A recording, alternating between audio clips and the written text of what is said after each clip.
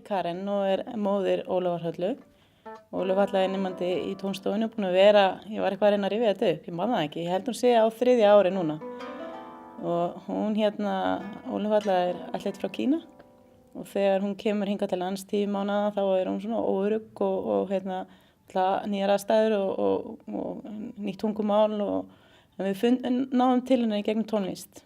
Þannig að við fórum svona að leita að einhverju og vorum svo sem ekkert komin lengra en að hugsa að það sem bara einhvers konar tómstund eða einhver leikur sko. Og þá var okkur bent á tónstofu Valgerðar og við erum búin að vera þar síðan.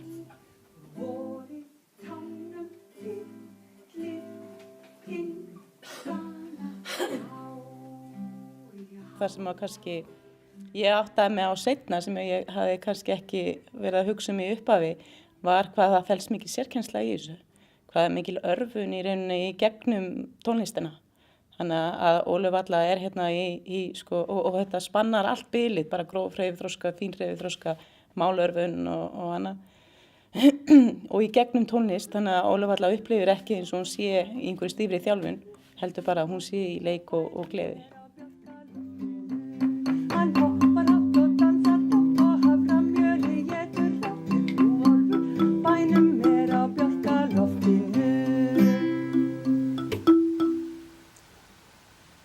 Hér búálfur á bænum á björkaloft í himmunni. Búálfur á bænum á björkaloftinu. Hann hoppar hátt og dansar dátt og haframjöli étur rátt. Búálfur á bænum á björkaloftinu. En í dag þetta svona grunnþáttur og bara grunnþáttur í þeim framfaraskrefum sem hún hefur tekið. Þannig að ef ég ætti að taka einhver dæmi að þá hlutur sem ég hafði ekki áttið mig á það að þjálfa tóneyrað og vinna með tónlist og þjálfa tóneyrað hjálpar henni með málið. Þannig að það komið svona blæbrigði og ákveðin svona ryþmi í hennar tal. Þannig að hennar orðaforði, öll orð hljóma annarkvort eins og mamma eða pabbi. En í gegnum ryþma eða svona blæbrigði þá skil ég munin. Þannig að hvort hún sé að segja mamma eða meira, ég skil það af því að hún notar hljómfall og ryþma sem hún búin að læra hér. Hún með rosalega næmt tóneyra og maður sá það eftir að hún búin að vera ákveðin tíma hérna. Þá fórum við að kaupa hljóðfæri og ég tók einhver svona bara grunnnám í tónlist sem krakki en kann ekki neitt sko.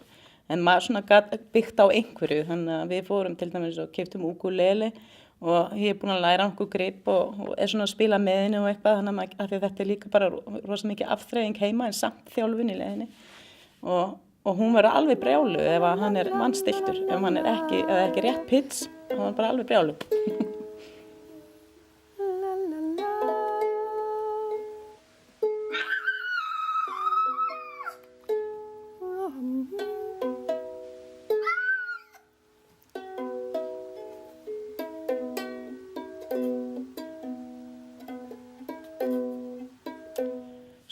Tónlistarsérkennsla fyrir mér bara að það sé verið að vinna með, það sé bara svolítið, það sé ákveðin hugsun í hvað verið að gera. Þannig að þegar verið að syngja einhver lög eða æfa eitthvað, að þá sé eitthvað markmið með því.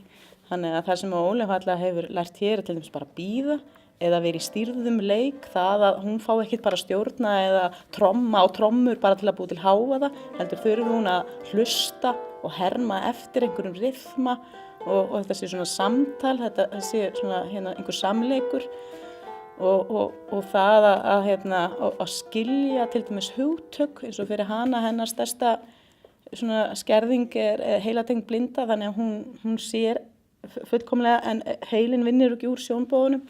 Þannig að fyrir okkur að kenninni orðaforða eða eitthvað eða skilgreina hugtök eins og ít og toga eða upp og niður eða annað. Það svo miklu auðveldara að gera það í gegnum tónlist og maður sér það alveg að Vala að vinna með henni á þann hátt að það að vinna með hugtök, vinna með orðaforða, hljómfall og annað sem að nýtist henni svo bara í daglegu lífi. Já.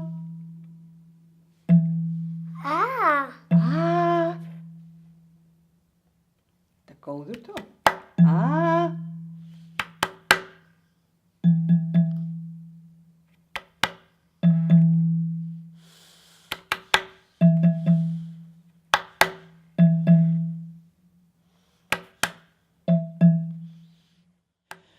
Ég held bara að tónlist sé, hún kennir margt, hún kennir ákveðin aga, hún kennir ákveðin það að hlusta og já, og bara að það að lesa tónlist, að upplifa tónlist á annan hátt.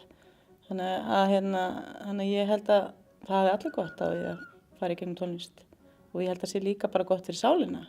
Ekki bara hugaleikfimi, heldur líka bara gott fyrir sálina að búa sjálfu til tónlist, ekki bara hlusta.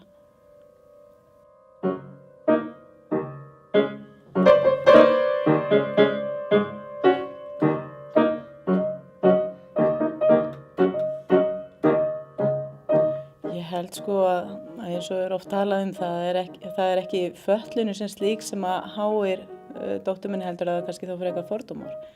Og þeir sem að umgangast ólöghallu ekki reglulega eða aðra fatlaða og þá sko bæði það virðist vera að fólk sé hrætt við að umgangast fatlaða, þeir vera óöruggir, kjósa þá mögulega að gera það ekki og jafnvel sko vanmeta, eins og fólk sem að þekkir ekki ólöghallu, það vanmetur hana og áttar sig ekki á hversu mikið samband er þetta náum við hana og hún sé raunverulega í samskiptum. En leið og fólk bara tekur skrefið og kynnist henni og setur sig bara reynar að tengjast henni, þá bara opnast nýja víddir. Þannig að ég held að það sé eitthvað sem að bara fólk verður að upplifa, það að nálgast fólk sem er öðruvísi og læra að umgangast það. Án þess og þá á þeim grundvelli að það sé ekki af vorkunnsemi eða einhverju þýmlíkt, heldur bara svona á jafningi grundvelli en að bara að mæta henni og það sem hún er. Þú ert búin að syngja, spila og spjalla saman. Við segjum takk fyrir